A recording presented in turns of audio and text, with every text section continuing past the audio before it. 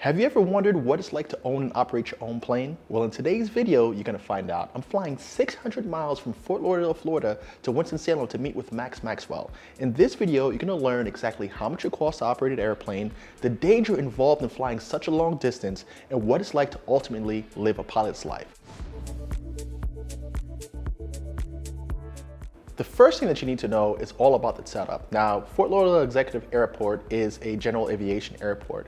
So for me to get to my plane, I have to go through the FBO and walk onto the ramp. There's no security checks, there's none of that BS. It's just like walking into a car garage almost and just pulling up to your own plane. I'm accompanied by my cameraman Ruben, and it's his first time flying in a general aviation aircraft. So he's trying to get, his nerve together to figure out whether or not he's going to be able to stomach the flight. Now, to prepare properly, you should do a thorough pre-flight inspection and pre-planning for the flight. So the pre-flight is just walking around the aircraft, making sure that everything physically is working. But the pre-planning is way more involved because as a VFR pilot, I need to make sure that the weather is right from where I'm taking off and where I'm landing, estimating the times, estimating the winds, estimating the cloud coverage. It's really a lot that goes into it because ultimately I can't fly through clouds. I'm not trained to fly through clouds. I'm trained to fly where I could see everything. Everything checks out. We're ready to fly. So once you're all done with your pre-flight inspection, you get clearance from the tower. Now, the tower is going to give you what's called a discrete code so that they're going to follow you along the way. I like to fly with flight following because you're in contact with air traffic control the entire time, from takeoff to landing. On this particular flight, we're doing the first leg, which is from Fort Lauderdale to Savannah, Georgia. So pulling up to the runway, I get my clearance to take off, and it's off to the races from there. Taking off a plane is a lot easier than you might expect because all you do is advance to full power, and once you get to speed, you pull back. But that's what makes most people nervous because it feels a little weird, right? You'll actually feel the wind rocking the plane, and it's so much going on at the same time. You have air traffic control talking to you. You see nothing but a bunch of different dials in front of you. You don't know what it means, right? But it's actually pretty simple. Once we get to altitude is where things start to calm down a bit. The reason that we decided to land in Savannah, Georgia is because it was more or less the halfway point of the trip. Actually, it was about 2/3 of the way to Winston-Salem. Now, I know that most pilots crash because they either flew into bad weather or they ran out of gas. Actually, most aircraft accidents are due to the pilots running out of gas. So I have this kind of thing that I'm always paranoid about gas. I had enough gas to make the entire run, but I don't like running close to my reserves amount. I always like to be as close to full as possible. So landing at Savannah allowed me to refuel. Now, landing is probably the most complex part of aviation altogether because it's where you put together all of your skills that are required to manage that aircraft properly. You're low to the ground, you're flying slow, and of course you always have that threat of hitting a damn bird. So as you're pulling into this new airport, you're talking to air traffic control.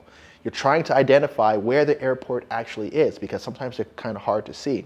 And ultimately, you need to land on this narrow strip of landing and get it right, because if you don't land properly, the person that you're flying with who's already about to crap their pants thinks that something's wrong. So everybody's judged on their landing, and it's all of that going on at the same time. It's the most stressful point of flying, but in all actuality, it's my favorite part of the flight because I'm at my destination. Red carpet. One really cool thing about general aviation are the FBOs. Now, an FBO stands for Fixed Based Operator, and essentially they are the service providers on the ground. They're the ones who will tow your plane, park your plane, give you fuel. Some of them even arrange for charter flights. It is the full service shop for anybody who's coming in. You get exactly what you need. You get tons of good service. You always get free snacks, free drinks. It's a fantastic part of the general aviation experience. At this particular FBO, they were able to give us a courtesy car. A courtesy car is a free rental for about 2 hours or so that you could actually visit the area. And for me, it was time to eat. Being that we're in the South, and the South is known for really good comfort food, I decided to ask the women who were working the front desk at the FBO where I should go. They recommended me a local restaurant that was supposed to be good with Southern food and seafood, and I made that my choice. We drove for about 15 minutes to get right out of the airport area to this restaurant, and what I decided to get was smoked, then deep fried barbecue ribs. These things were delicious. They're Southern style barbecue sauce, so it's a little more sour. It's more on the vinaigrette side of things. It's not like Northern sweet barbecue. So it's always kind of refreshing to see how those nuances differ from state to state and from region to region. When I was eating dinner, I realized that my iPad battery was pretty low. I was down to 10%, and I'm totally dependent on my ForeFlight. Now, ForeFlight is an app that a lot of pilots use. It allows us to get the wind directions, wind speeds, all of the maps throughout the United States. Actually, it's a worldwide app. I can see every airport, get all the weather readings. It's totally a useful tool. And if my iPad dies, I'm pretty much stuck. So I had to make sure that I could charge that up and get out in time so that I could land in North Carolina when the sun was still out. Now, the next leg of our flight is estimated to take about an hour and a half, and it was already 4 o'clock. The sun was forecasted to set at 6 o'clock, but we had to prepare on the ground, and before we took off, there were these fighter jets that were taking off and preparing for their training, so we had to wait until the runways cleared so that we could take off. That was pushing our timing further and further back, and I started to worry as to whether or not we were going to get there while the sun was still out. Now, the first leg of this flight went really well. There was very little turbulence, but after taking off from Savannah, the winds had changed. We had a pretty strong tailwind, which is actually good because it pushes the plane along faster. We were doing about 180 miles across the ground, but because of that tailwind, sometimes you get turbulent. You get a little bit rocky. Now, the turbulence makes me uncomfortable, like it makes anybody uncomfortable. It's kind of a psychological thing, but you're getting bumped around the plane a little bit. It feels like you're getting tossed around like a little rag doll, more or less. You don't know what's gonna happen, especially, you're flying with somebody that you know. This is not like a professional pilot. You're not in a, 737. It's one dude, you're dependent on that one person. As a pilot, that puts a lot of pressure on you because you want a newbie's experience to go well. You want them to walk away from general aviation feeling like this is something that they may want to do, not something that is like super risky. Even during the flight, the guy was telling me, he was like, you are really nuts. This doesn't make any sense. Why would you want to do this? There's like easier ways to travel. But as we were flying along, we got the most perfect sunset. And like I said, for me, aviation is about freedom in the skies and what I get to see and experience. Not many people get to have these views. We were watching the sunset from above the clouds, and it's absolutely gorgeous. The only thing about this beautiful sunset that sucks is that I have to fly into an airport that I'm not that familiar with when the sun is down. Now, there are some challenges flying at night. It's really beautiful because you start to see the city light up at night and it's quite scenic, but you run into different types of situations. Instead of dodging birds, you need to figure out where you're going to land. When you're flying at night and you're approaching an airport, they're all a little bit different. One thing that they typically have in common is a rotating beacon. Now, the rotating beacon flashes white, then green, and it's usually on top of the tower. So that lets you know that's like kind of central airport. So the first thing I'm doing is scanning for this rotating beacon. I finally get it, so I know exactly that I'm on course. Now, as I'm talking to air traffic control, they told me which runway was in use and that I should be using from the perspective that I was coming. So I get myself in position, I finally see the runway, I position for the downwind, which is like parallel to the runway, but the opposite direction of the runway, and I'm setting up for my landing.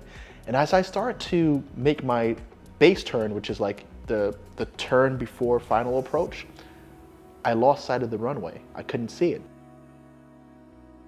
In aviation, we have a saying that any landing where you can use your plane again is a great landing. Any landing where you walk out alive is a good landing. So to minimize that pressure, that's something I have in my mind. It's like, all right, just land, get the plane on the ground safely, make sure I don't damage it. Don't worry about how soft the touch is. Just get yourself there safe, and that's good enough. And fortunately on this particular flight, the landing was a lot better than in Savannah, Georgia. Why? The winds were calm. Like in Savannah, it was like gusting pretty hard. So you have to kind of manage those wind gusts, keep on track with the runway. But flying into Winston-Salem at night, it was calm winds, the weather was good.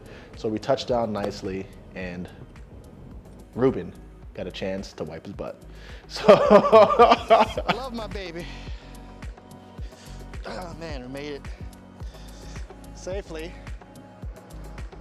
So everything actually went really well with this flight. We avoided the birds, we avoided the clouds, and we were able to get to our destination safely and able to use the plane again. Fortunately for me, my brother also lives in Winston-Salem, North Carolina, so he came to meet me at the airport.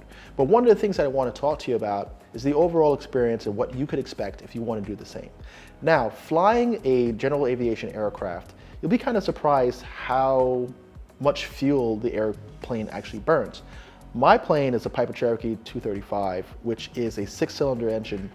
It burns 14 gallons an hour. Now, in this total flight, we burned 70 gallons of fuel, which at $8 a gallon costs us $560 just to fuel up the airplane. Now, you might be thinking, well, why not fly commercially? Well, flying commercial is a headache. You got to go through security, you got to check your bags, you got to wait, you might be delayed, you got to sit next to some farting guy. You don't have to deal with that in general aviation. You get that freedom. You don't have to go through security. You don't have to do any of that. But it comes at a cost. Now, a lot of people always ask me, what about the landing fees? Usually, the landing fees are less than $10, if not free, at general aviation airports. What's going to cost you is the fuel and sometimes the parking fees. Now, I'm parking my plane over at Signature, which is the FBO down in Winston. And they might even waive my parking fees because I'm refueling my plane, buying another $600 worth of fuel. So it should be totally a positive experience. Now, for those of you who are thinking about getting into aviation, I highly recommend it. It's one of the best things I ever did in my life. And Max is also a pilot, so I get to talk to other people who are in the space, who have done wonderful things. He built his plane from scratch. So if you want to check out anything about general aviation, I highly recommend checking out Max's channel or checking out my buddy Mike Ojo at Mojo Grip, so you could learn a little bit more about this world that we're in.